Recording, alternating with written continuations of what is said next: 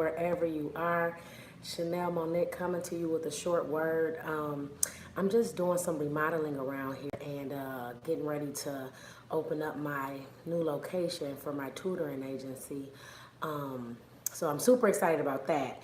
But in the midst of everything, just decluttering and putting things together, I'm finding journals and things that I have wrote times when God has come to me and gave me clarity on situations that I maybe didn't even follow on. And so this is a message for someone today who maybe has, I like my hat, God over everything. I bought this for my uncle before he passed away.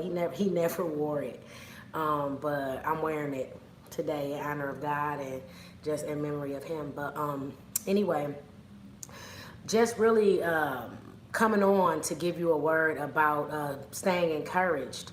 I read today's devotion and it basically talked about, the title was Situation Excellence. And I'll just tell you a little bit. At the first battle of the Marne during World War I, French Lieutenant General Frédéric Foch, however you say his name, sent out the communique. My center is giving way. My right is retreating. Situation excellence. I am attacking his willingness to see hope through a tough situation eventually led to victory for his troops. So it's talking about a time of battle. And maybe you may be dealing with a time of battle, right? It's talking about a time of battle when it seems like everything was up against you, when it seemed like everything was going wrong in this situation, but yet and still, he still said situation excellence because he could see beyond the problem. And it's time for some of you today to learn to see beyond the problem. I did a video one day about dealing with losses like a boss or like a worker. And I had to go back and rethink that whole video once I lost my uncle because I had to figure out that I deal with loss in that sense like a worker or like a boss, because it hit me hard, right? But through the loss of my uncle, it truly made me see the value in life. Being told that you have 4 to 6 months to live is something that I've never dealt with before, and no one in my life had ever dealt with it up until my uncle. And it was too late. You know, a lot of things that he wanted to do, but it was just too late. So he had to live in the strength of what was already done. So how many of you today are going to die living in the strength of what's already done?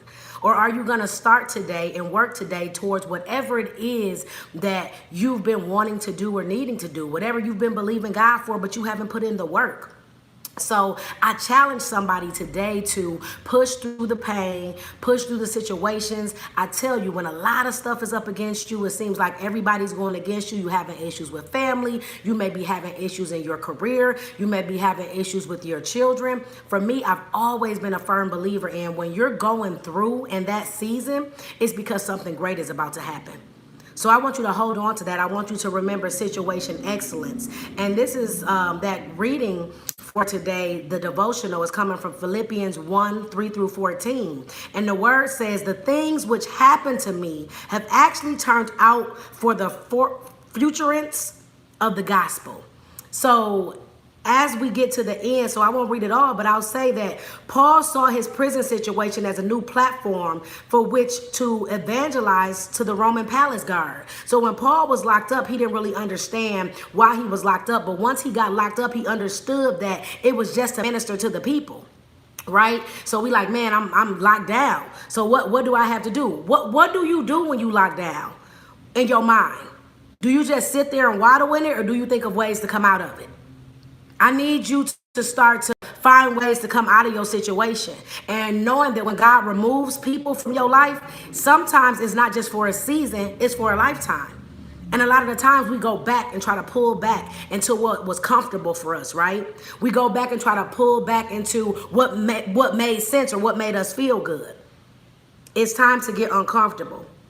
So we said that God can use the trials to work good in the spirit of the pain they bring.